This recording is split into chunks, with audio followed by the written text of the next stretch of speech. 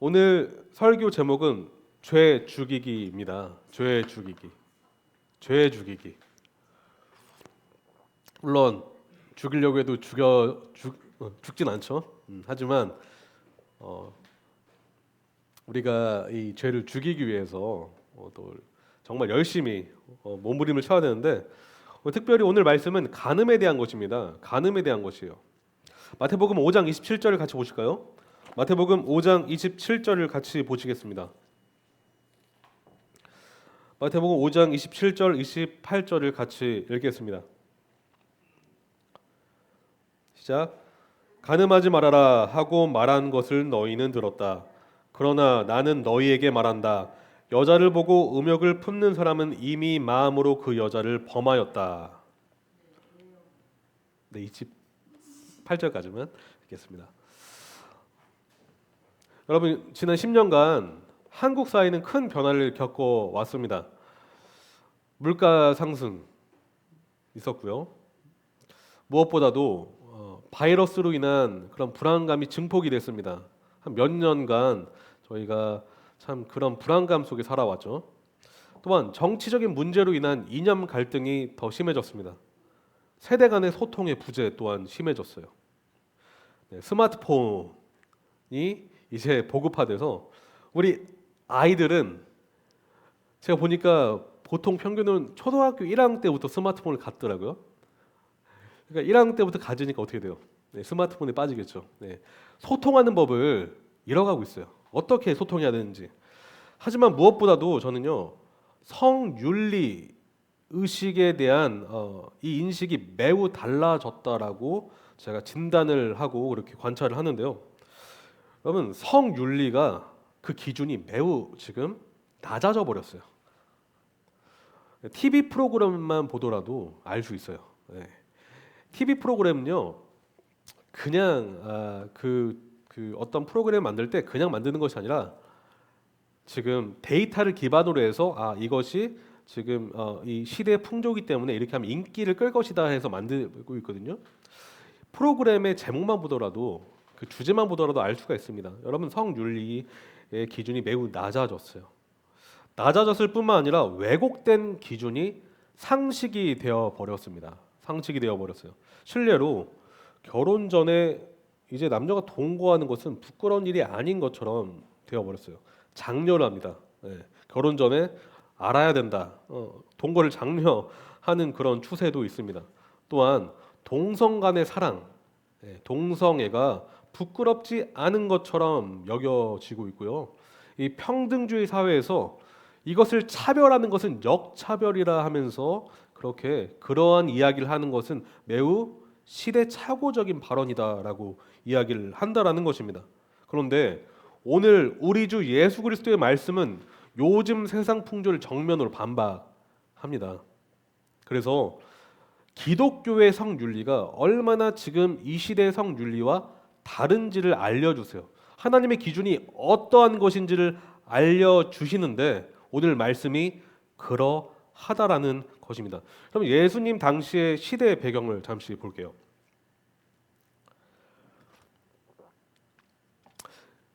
네, 요즘 여성의 인권이 굉장히 높아졌습니다. 네. 불과 30년 전만 하더라도 가부장적인 사회였고 남성 우월주의 문화가 좀 팽배했던 것이 사실입니다. 그런데 예수님 당시의 사회가 바로 이런 남성 우월주의의 극치였다라고 말할 수가 있는데요. 극심한 가부장적인 문화 가운데 있었습니다. 당시 율법 교사인 랍비는 이러한 렌즈로 성경을 해석했다라고 볼 수가 있어요.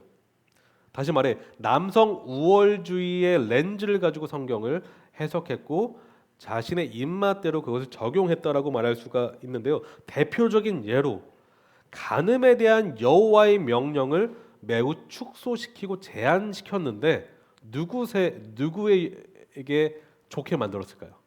남자에게 좋게 만들었습니다. 근데 하나님 말씀하세요. 출애굽기 20장 14절 간음하지 말라. 신명기 5장 18절 간음하지 말지니라라는 그 명령을 이 율법의 정신을 외면한 채 문자주의적으로 해석을 했는데 그 근본 원인은 궁극적으로 누구의 영광을 추구하는 것이냐면요, 자신의 영광. 누구의 유익? 자신의 유익. 특별히 그 문화, 남성 우월주의적인 문화 가운데 남자에게 유익이 되는 그런 해석을 했다라는 것입니다. 그래서 행위적으로 간음을 하지 않으면 그것은 간음이 아니다라고 주장을 했는데요. 더 나아가서 자기 합리화에 빠진 랍비들은 행위적인 간음을 사랑으로 미화시키기까지 했습니다. 네로남불이라고 하죠. 네. 이 시대에 이 네로남불이 아주 극심했는데 고대 사회에서 여성은 남편의 소유물로 여겨졌어요. 안타깝게도요. 당시 여성은 남편의 재산으로 여겨졌다라는 것입니다. 이런 잘못된 사상과 문화는 행위적인 간음을 정당화하게 만들었는데 실례로 어떤 여자가 있습니다. 그 상대가 결혼한 여자가 아니에요. 그 여자와 간음을 한더라도 그것은 간음이 되지 않는다. 왜냐? 그 여자는 누구에게도 속해 있는 존재가 아니기 때문에 괜찮다라고 말했다라는 것입니다. 반대로 여성은 그렇게 적용이 안 됐어요. 결혼 전이나 후나 예외 없이 순결을 유지해야 된다라고 말했어요. 근데 남성에게는 그것이 적용이 안 됐다라는 것입니다. 이처럼 남성 우월주의 사상은 율법의 계명을 악용하는 그런 자기 욕망을 채우기에 급급하는 그런 계명으로 악용이 됐는데 지금 그러니까 예수님께서 5장 28절에 말씀하시는 이 27절, 28절은요 어떤 면에서 남자들에게 하는 말입니다. 그러니까 지금 여기 계신 우리 성도님들 중에 남성분들에게 적용된다라고 말할 수가 있는데 그럼에도 불구하고 예수님의 가르침의 원리는 모든 사람에게 적용이 된다라고 말씀드릴 수가 있습니다. 그래서 예수님 말씀하세요. 간음하지 말아라 하고 말한 것을 너희는 들었다. 여러분 몇 번 이제 들으셨으니까 이해되실 건데 이 말씀의 뜻이 뭐라고요? 들었다가 무슨 뜻이라고요? 율법의 그 내용, 정신을 온전히 들었다라는 것입니까? 아니면 잘못 들은 율법의 해석을 들어왔다라는 것입니까? 잘못된 해석을 들어왔다. 그리고 들어온 것을 잘못 적용하며 살아왔다라는 의미가 내포되어 있는 예수님의 말씀입니다. 그래서 예수님이 이렇게 말씀하세요. 28절. 그러나 나는 너희에게 말한다. 내가 말하는 것이 진정한 율법이며 그것이 복음으로 나아가는 하나님의 뜻이다라고 말씀하고 있습니다. 여자를 보고 음욕을 품는 사람은 이미 마음으로 그 여자를 범하였다. 여러분, 간음이 무엇입니까? 간음. 이 시대에 기준이 매우 낮아진 이 간음죄는 무엇입니까? 여러분, 간음은 하나님이 허락하신 배우자가 아닌 다른 이성과 성관계를 맺는 것을 의미합니다. 그런데 간음이 죄인 이유는 하나님의 창조 질서의 핵심인 결혼의 주님의 숭고하신 뜻에 정면으로 반역하며 불순종하는 것이기 때문입니다. 다시 말씀드릴게요.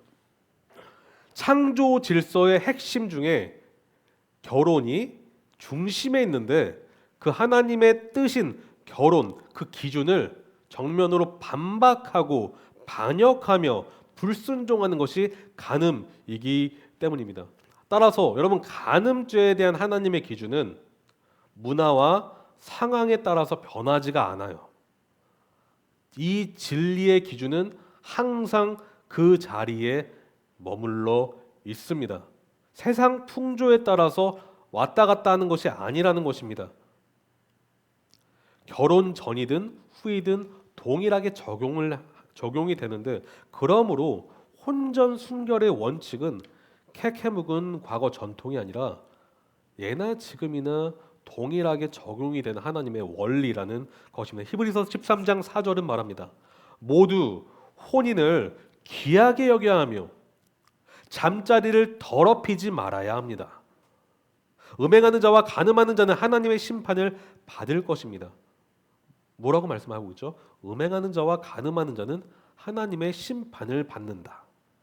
하나님의 기준에 간음과 음행은 명백히 하나님의 기준을 넘어서는 죄라는 것입니다. 그런데 간음은요, 영적 연함의 측면에서 우리가 이해할 필요가 있어요.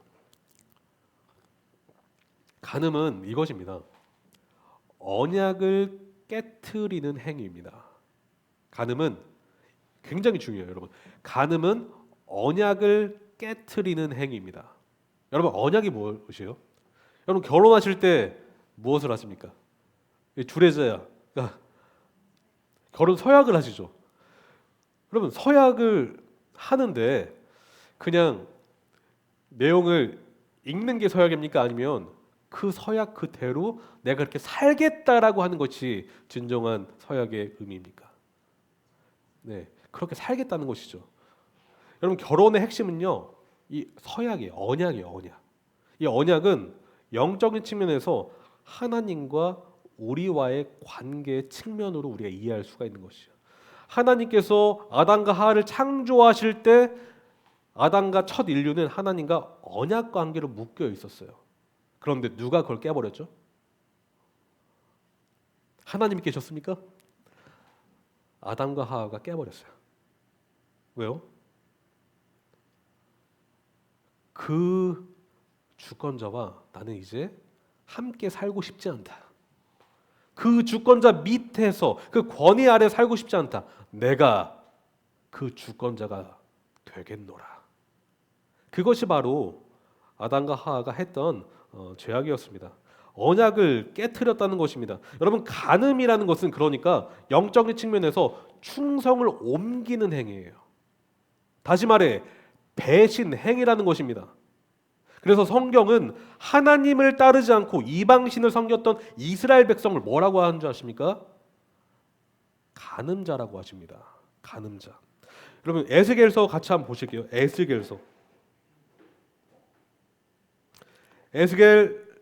6장 9절입니다. 에스겔 6장 9절입니다.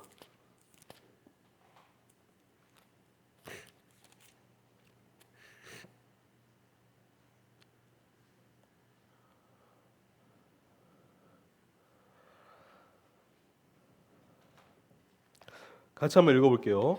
시작. 전쟁을 모면한 사람들은 포로가 되어 끌려가 이방 사람들 속에서 살면서 비로소 나를 기억할 것이다.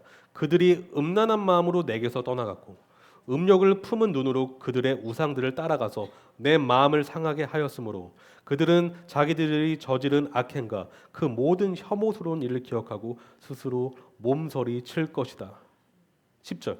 그때야 그들이 비로소 내가 주인인 줄 알게 될 것이다. 내가 그들에게 이런 재앙을 내리겠다고 공연히 말한 것이 아님도 알게 될 것이다. 이 말씀은 기원전 BC 593년 바벨론 포로로 끌려온 지 5년째 되는 날 에스겔에게 임한 말씀입니다. 당시 이스라엘 영적 상황은 매우 침울하고 어두웠습니다. 왜입니까? 음란한 우상 숭배 행위에 그 사슬을 끊지 못했기 때문입니다. 남유다 16대 왕이었던 요시아의 대대적인 종교 개혁에도 불구하고 워낙 뿌리 깊게 박혀있던 그 우상 숭배 영적 암덩어리를 제거하지 못했기 때문에 나중에는 바벨론에 의해서 멸망당하는 그런 신세가 되었던 것이요. 원인이 무엇이라고요? 우상 숭배였습니다. 우상 숭배. 하나님이 아닌 우상을 왕으로 섬기는 그 행위 때문에 그들이 결국은 하나님의 공의의 칼에 의해서 이렇게 바벨론 포로가 된 것입니다. 에스겔 8장은 남유다의 영적 간음 행위를 더 심도 있게 기록하고 있는데 8장 9절을 한번 보실게요. 8장 9절. 8장 9절에서 10절을 같이 한번 보겠습니다. 에스겔 8장 9절에서 10절. 같이 한번 읽어볼까요? 시작. 그가 나에게 말씀하셨다. 너는 들어가서 그들이 거기서 하고 있는 그 흉악하고 역겨운 일들을 보아라. 내가 들어가서 보니 놀랍게도 온갖 벌레와 불결한 짐승들과 이스라엘 족속의 모든 우상이 담벽 사면으로 돌아가며 그려져 있었다. 이 말은 이스라엘 영적 지도자들이 우상 숭배를 하고 있는 장면입니다. 장소는 성전이에요. 성전. 굉장히 끔찍한 것이죠. 영적 지도자들이 우상 숭배를 하고 있었기 때문에 백성들이 어떻게 돼요? 따라가는 것입니다.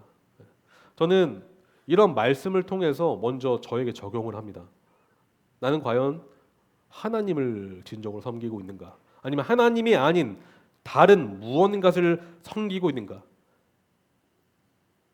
여러분, 유다 백성들은 하나님이 만드신 피조물을 어떻게 해요? 조물주처럼 섬긴다는 것이요. 우리의 죄성은 곧바로 섬기지 말아야 할 대상을 섬김의 자리로 내려놓고 그것을 왕으로 섬기며 살아갑니다. 그런데 그 중심에는 내가 있어요. 나 자신이 있습니다. 나 자신이 있는 것이에요. 우상이 있지만 결국은 그 본질은 내가 왕이기 때문에 그 자리에 우상을 놓는 것입니다. 창조 질서를 거슬러 창조주와의 언약을 파기한 첫 인류 아담과 같이 우상 숭배라는 영적 간음을 이스라엘 백성은 그대로 답습하고 있었던 것입니다. 그래서 하나님은 이 일을 흉악하고 역겨운 일이라고 말씀하고 있습니다. 이들의 영적 간음의 원인은 다른 데 있지 않아요. 비뚤어진 마음에 있었습니다. 비뚤어진 마음. 여러분, 간음의 원인은 결국 마음에서부터 출발합니다. 비뚤어진 마음에서부터 출발합니다. 그 원인은 항상 마음입니다. 하나님을 자기 마음에 두기 싫어하기 때문에 간음을 저지르는 것입니다. 그럼 부부 관계에 있어서요, 남편과 아내가 있습니다. 저를 한번 봐주실래요? 남편과 아내가 있는데 남편과 아내가 사이가 좋지 않아요. 그런데 그 원인이 무엇인 줄 아십니까? 둘 사이가 소통이 잘 안 돼서 뭐 그럴 수 있습니다. 둘 사이가 공통 분모가 많이 있지 않아서 그럴 수 있습니다. 하지만 진정한 원인은 다른 데 있어요. 하나님을 바라보지 않기 때문입니다. 남편과 아내가 사이가 멀어지는 이유는 하나님을 집중하지 않기 때문입니다. 둘이 먼저 가까워지려고 하는 것이 아니라 먼저 하나님에 대한 예배를 회복해야 되고 하나님에 대한 관계가 회복되어야만 남편과 아내는 어떻게 돼요? 서로 가까워질 수가 있습니다. 간음의 원인은 하나님에게서 멀어지기 때문입니다. 이것이 원인이에요. 그래서 에스겔 14장 3절은 말합니다. 사람아, 이들은 여러 우상을 마음으로 떠받드는 사람들이요, 걸려 넘어져서 죄를 짓게 하는 올가미를 자기들 앞에 둔 사람들인데 내가 과연 이런 사람들에게 질문을 받을 수 있겠느냐? 이들은 여러 우상을 마음으로 떠받든다라고 하고 있어요. 그래서 여러분, 떠받든다는 것은 섬긴다는 것입니다. 예배한다는 것이에요. 숭배한다는 것입니다. 마음으로 우상을 예배한다라는 것입니다. 다시 말해 우상을 마음으로, 마음의 주인으로 모시며 사는 것을 말합니다. 그러면 정리하자면요, 간음은 예나 지금이나 어디서 출발한다고요? 우리 마음에서 출발하는 것이에요. 우리 마음에서 출발하는 것이에요. 그래서 우리는 마음을 먼저 지켜야 하는 것입니다. 마음을 지키지 않으면 아무것도 할 수 없습니다. 마음에서 출발하지 않으면 행위주의에 빠지게 될 수밖에 없다라는 것입니다. 바리새인과 같이, 형식적인 종교인들과 같이, 랍비들과 같이 자기 입맛에 맞게 성경을 해석해서 자기 입맛에 맞게 적용할 뿐이라는 것입니다. 하나님은 그들을 흉악하고 역겨운 일을 하는 자들이라고 명명하십니다. 그런데 우리가요, 이렇게 마음을 지키지 않잖아요. 이스라엘이 백성들이, 유다 백성들이 성전에서 음행을 했던 것처럼, 성전에서 우상 숭배를 했던 것처럼, 우리가 이 예배 처소에서 하나님을 예배하지 않고 우상을 예배할 수 있다는 것을 기억하십시오. 이것이 끔찍한 일인 것이에요. 끔찍한 일인 것입니다. 우리는 우리 마음을 지켜야 합니다. 다시 본문으로 돌아가 보도록 하겠습니다. 27절을 다시 보실게요. 5장 27절을 보시면요, 그러나 난 너에게 말한다. 여자를 보고 음욕을 품는 사람은 이미 마음으로 그 여자를 범하였다. 개역개정은 음욕을 품고 여자를 보는 자마다라고 하고 있는데요, 예수님이 제시하시는 기준은요, 예외 없음의 조항이에요. 다시 말해서 간음을 저지른 사람, 이 기준에 의하면 예외 없이 모두 간음죄를 저지른 범죄자라는 뜻인데, 하나님의 기준을 넘어서면 말이죠. 레위기 20장 10절이 말하는 것처럼 살인죄와 마찬가지로 간음죄를 저지른 사람의 합당한 형벌은 율법에서 뭐라고 하는지 아십니까? 바로 사형이라고 하고 있습니다. 왜냐하면 연합을 파괴하는 간음죄는 하나님이 가장 미워하시는 죄 중에 하나이기 때문입니다. 저는 예수님의 말씀을 더 깊이 정확하게 이해하기 위해서 여러분들께 설명을 해드리고 싶은데, 여자를 보고 음욕을 품는 것이 어떤 의미인지를 제가 말씀드릴게요. 세 가지 단어가 등장하는데, 첫 번째는요, 목적성을 알합니다. 목적성. 음욕을 품는다라는 것은 목적을 가지고 있습니다. 목적성. 1번 목적성입니다. 목적성. 여러분, 여기서 본다라는 것, 여자를 본다라는 것은 그냥 보는 게 아닙니다. 목적을 가지고 보는 것이에요. 의도를 가지고 보는 것입니다. 계획적으로 보는 것을 지금 예수님은 말씀하고 있습니다. 눈으로 어떤 대상을 인식하고 해석하며 정보를 얻어서 무언가를 행동할 자세를 갖는 그것을 말하고 있습니다. 그런데 한번 생각해 봤으면 좋겠어요. 여러분, 아름다운 자연을 보면 여러분 어떤 마음이 드십니까? 너무 좋죠. 감탄하죠. 제가 미국에 있을 때 공부는 안 하고 여행을 좀 많이 다녔습니다. 네. 그냥 이제 가족들이랑 여행을 좀 다니면서 하나님이 만드신 자연들을 좀 보고 싶었어요. 제가 그랜드 캐년이라는 곳에 한번 간 적이 있었습니다. 그런데요, 사진으로 보는 거랑 실제로 가서 보는 건 좀 다르더라고요. 딱 봤는데 그냥 입이 쫙 벌어지면서 와 하고 더 이상 할 말이 없어요.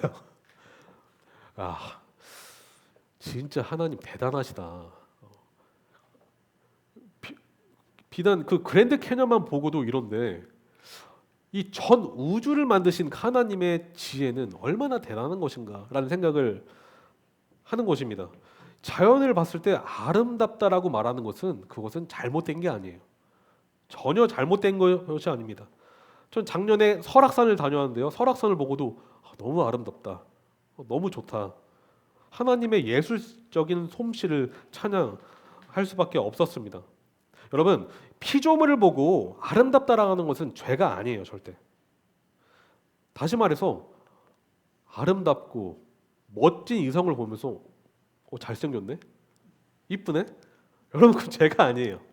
그런데 문제는 언제 문제가 되느냐? 그 대상을 이제 왜곡된 시각으로 받아들여서 그릇된 목적을 가지고 상상의 나래를 펼칠 때부터 이제 시작이 됩니다.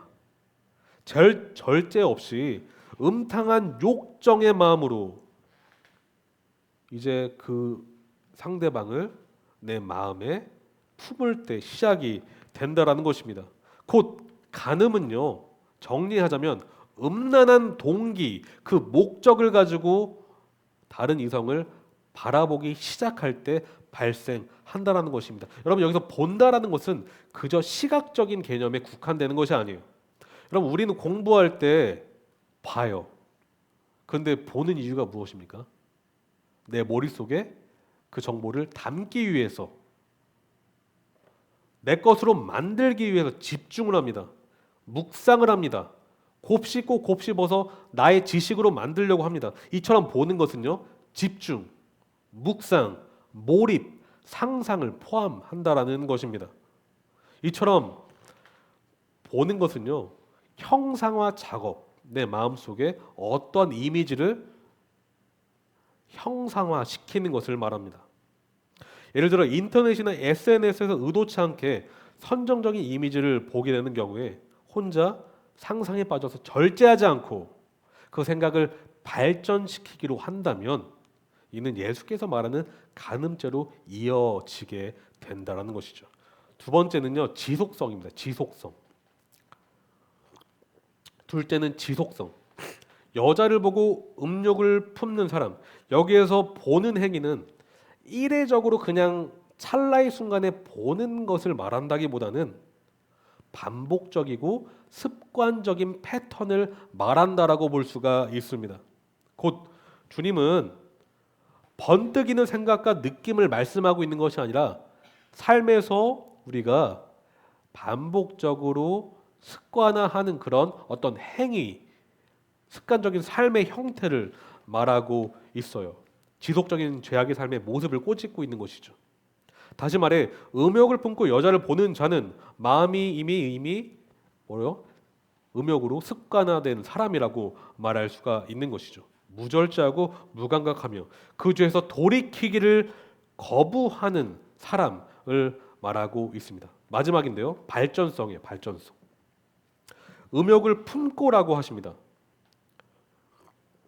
여기서 품고라고 번역된 헬라어 원어는 프로스라는 단어인데요. 이 뜻은 정해놓은 목표를 향해 전진해 나아가다라는 뜻입니다.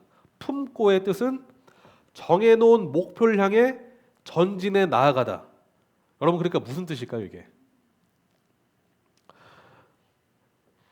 그럼 죄는 이런 것이요. 이런 특징이 있어요. 정적이지 않습니다. 죄는 동적입니다. 죄는 훈련하는 것입니다. 죄는 발전할 수밖에 없습니다. 그런데 선한 것을 우리가 의를 훈련하고 발전시켜 나가는 것은요, 굉장히 어려워요. 근데 죄는 어떨까요? 굉장히 빠릅니다.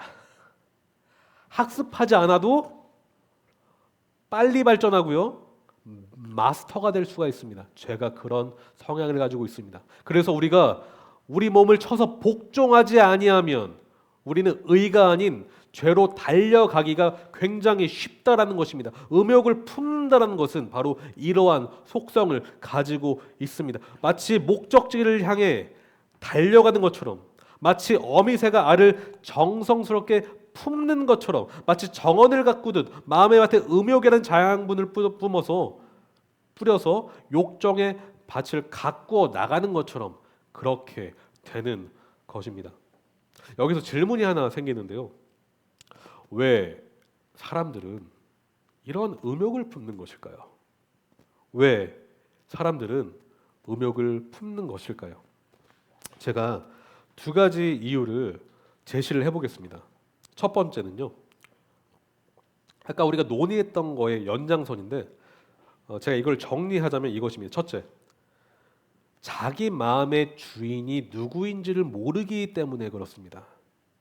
첫째, 자기 마음의 주인이 누구인지 모르기 때문에 음욕의 죄에서 돌이키지 않는 것입니다. 예수님은 산상수훈을 통해서 무엇에 먼저 집중하고 있으실까요? 우리 행위일까요? 우리 마음일까요? 우리 마음입니다. 우리 마음입니다.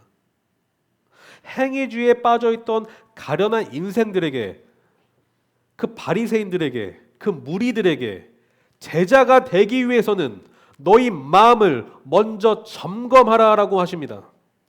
마음이 부패했음을 인정하고 주의 십자가 복음 앞에 엎드려서 회개하여 나의 복음을 받아들여라고 하십니다. 그런데 그 출발선이 바로 마음이라는 것입니다. 그래서 일곱 번째 복, 마음이 깨끗한 사람은 복이 있다라고 하시는데 그 이유는 그들이 하나님을 볼 수 있기 때문입니다. 여러분, 이것은 그냥 단순한 어떠한 말씀이 아니라 하나님을 본다라는 것은 믿음의 눈으로 주님을 본다라는 것이에요.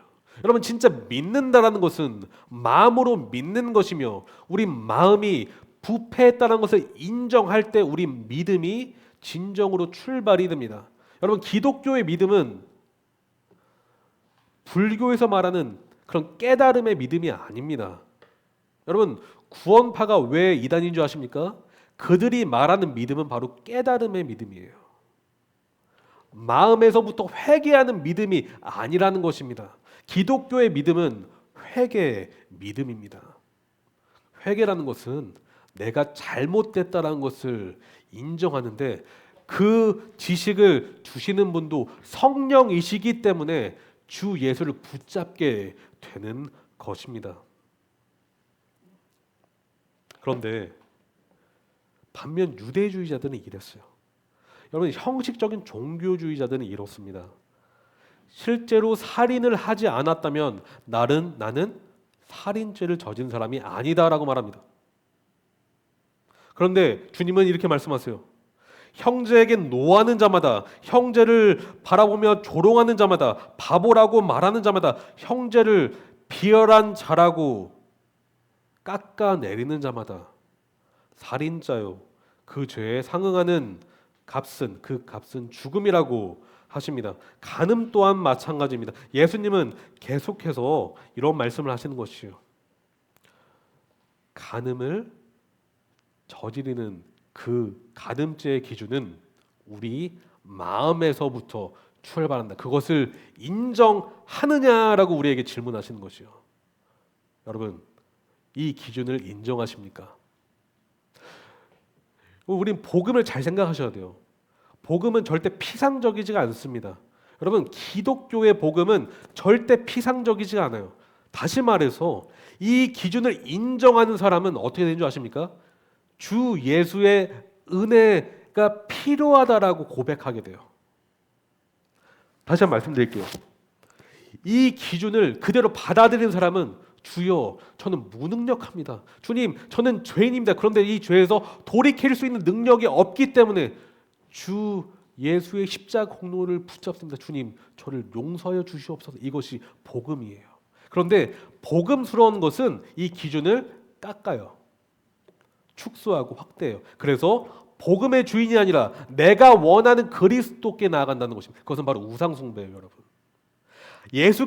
성경에 계시된 예수 그리스도가 아니라 내가 원하는 그리스도를 쫓는다는 것입니다. 이것은 바로 지금 우리가 오늘 논의했던 우상숭배라는 것입니다.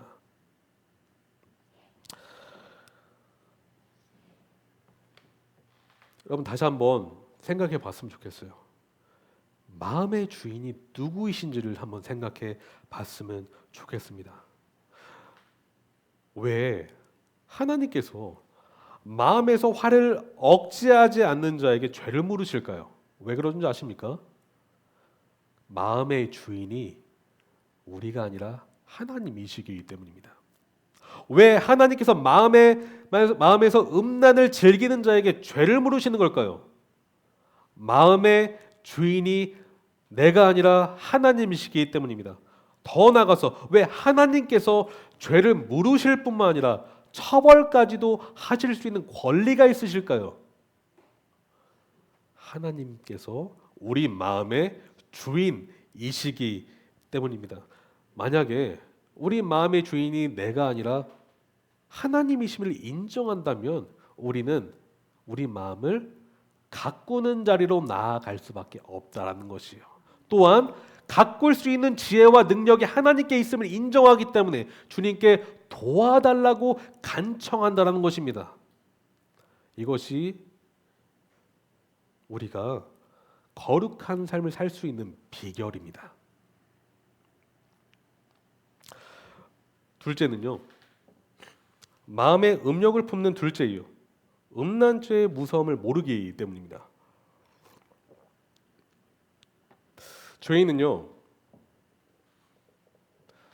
그 죄를 짓더라도 그 죄의 결과가 자신에게 임하지 않을 것이라고 생각을 합니다. 그래서 죄를 더 마음껏 짓죠. 하지만 그 죄를 처벌하시는 분 누구시라고요? 이번 수양회 때 요한계시록 배우셨죠? 요한계시록에 나오는 그 심판이 여러분 가볍습니까? 무겁습니까? 예, 하나님만큼 복수에 능하신 분이 없으세요. 그때 교수님이 그 말씀하셨죠. 인간의 복수는요 정말 세 발이 핍니다. 하나님이 복수하기 시작하시면 그 복수의 자는 누구도 거절할 수가 없고 피할 수가 없어요. 살아남을 수가 없습니다. 여러분, 예수께서 본문에서 사용하신 단어 음욕의 헬라어 단어 에피두미아는 정열, 욕구, 갈망이라는 뜻인데요. 여러분, 욕구 그 자체를 한번 생각해 볼게요. 욕구는 그 자체로는 선합니다. 왜입니까? 여러분, 식욕, 수면욕, 성욕이 있기 때문에 우리는 기본적인 생활을 하고 살아갑니다. 만약에 식욕이 없다고 생각해 보세요. 그럼 여러분 먹는 게 너무 고통스러워요. 그럼 어떻게 될 것 같으세요? 네, 죽습니다. 이 욕구가 있기 때문에 우리가 살아가는 것이에요. 이것은 은혜예요, 은혜. 욕구는 은혜입니다. 하나님이 주신 선물이에요. 그런데 하나님이 주신 그 선물의 기준을 넘어서는 게 바로 탐욕이라는 것이에요. 이 음욕이 바로 탐욕의 한 종류인데 하나님이 허락하신 배우자가 아니라 그 배우자를 넘어서서 뭔가를 더 취하려고 하는 것이 음욕인데 그 음욕을 내 마음에 품고 그 자리에서 돌이키지 않으면 그 자는 결국은 그 음욕의 불에 타서 죽게 된다는 것입니다. 결국은 그 재앙을 그가 고스란히 받을 수밖에 없어요. 따라서 하나님이 말씀하시는 심판과 처벌은요, 그 자체로 무서움을 말씀하는 것이 아니라 하나님께 돌아와서 다시 은혜의 자리로 돌아오라는 하나님의 긍휼의 말씀인 것이에요. 심판은 항상 긍휼이 그 안에 있습니다. 그 심판의 경고를 듣고 돌아와야만 그가 제대로 살 수 있기 때문입니다. 그런데 음란한 탐욕을 그 불과 같은 그 탐욕을 끄지 않았을 때 어떻게 된다고요? 무서운 재앙을 그가 받게 된다라는 것인데 저의 설교학 교수님이 계셨어요. 그는 미국 복음주의 진영에서 매우 큰 영향력을 끼쳤던 설교자이십니다. 근데 그가요 1년 전에 모든 강단 사역과 교수직에서 물러나게 됐어요. 제가 이제 문자를 보고 알았는데 기사를 또 보고 알았는데요. 왜냐하면 그분이 비밀스럽게 어떤 여자와 간음을 했던 일이 발각이 됐기 때문입니다. 네. 그 젊은 여인의 아버지가 그 사실을 알고 그 교수님한테 당신이 빨리 이 사실을 이야기하지 않으면 내가 폭로할 것이다라고 해서 그가 어쩔 수 없이 이제 밝히게 된 그런 일이 있었습니다. 그런데 참 안타까운 것은 이분이 간음하고 있던 그 시기에 제가 그분께 설교학을 들었다는 것이에요. 설교를 듣고 수업을 듣고 강단에서 복음을 선포하고, 물론 인생들은 죄인이기 때문에 죄를 지을 수 있다라고 하지만 그럼에도 불구하고 우리가 이 기준을 낮춰서는 안 된다라고 저는 믿습니다. 참 그것이 너무 안타까운 일이었는데 그의 가르침을 사모했던 그분의 가르침이 너무나 명료했고 아주 탁월했기 때문에 그를 사모했던 제자들은 큰 충격을 받았어요. 네, 저희 제자들은 충격을 받았어요. 그리고 그분이 영향력을 끼쳤던 사람이기 때문에 많은 그런 사람들이 충격을 받았습니다. 그런데 그분의 삶을 한번 보겠습니다. 그분은요, 그 명예가 완전히 실추가 됐어요. 제가 다녔던 학교에서 기준이 되게 명확해요. 목회자는 성적인 죄를 범하면 절대 강단에 설 수 없다라고 저희는 기준을 갖고 있습니다. 네. 왜냐? 목회자는 더 엄격한 기준을 가지고 저희가 사역을 해야 되기 때문에. 그래서 한 번 성적인 문제로 타락을 하면은 그 사람은 절대 강단에 설 수 없다라고 저희가 그렇게 기준을 가지고 그렇게 적용을 해왔어요. 그분은 그 다음부터 이제 강단에 설 수가 없어요. 30년 넘게 사역을 했습니다. 책도 엄청 많이 썼어요.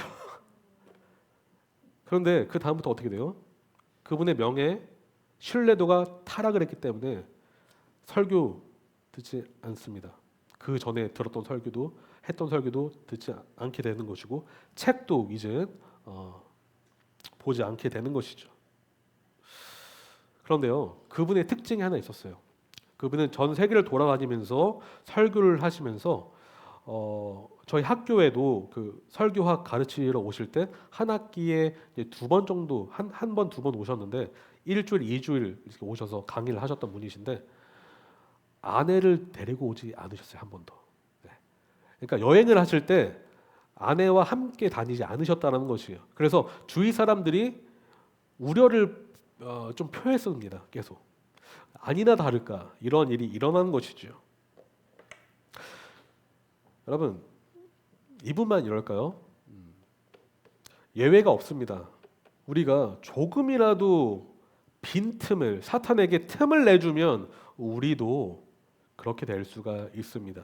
이렇게 말씀을 정말 강해 설교를 너무 잘하셨던 이 설교자도, 설교학 교수도 이렇게 타락을 하는데, 그래서 저희 신학생들은요, 신학교 나온 사람들은 이러한 예들을 통해서 이렇게 해요. 야, 우리도 예외가 될 수 없다.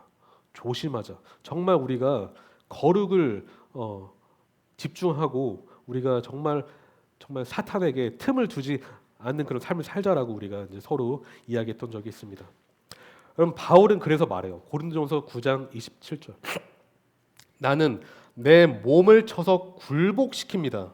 그것은 내가 남에게 복음을 전하고 나서 도리어 나 스스로는 버림을 받는 가련한 신세가 되지 않으려는 것입니다. 그럼 바울도 이랬습니다. 자기 몸을 쳐서 굴복을 시켰는데 왜요? 그가 전판 이후에 도리어 버림을 받는 신세가 되지 않기 위해서 하나님을 붙잡고 거룩의 삶을 향해 달려갔다는 것입니다. 지금까지 간음에 대해서 저희가 배웠는데요. 제가 짧게 정리하자면 간음은 행위뿐만 아니라 마음으로 짓는 죄를 포함한다라고 말씀드렸고요. 음욕을 품는 것은 목적성, 지속성, 발전성의 세 요소를 포함한다라고 말씀드렸습니다. 그런데 사람들이 죄를 즐기는 이유는 두 가지가 있는데, 첫 번째, 마음의 주인을 하나님으로 모시지 않기 때문이고, 둘째는 이 음란죄의 심각성을 잘 모르기 때문에.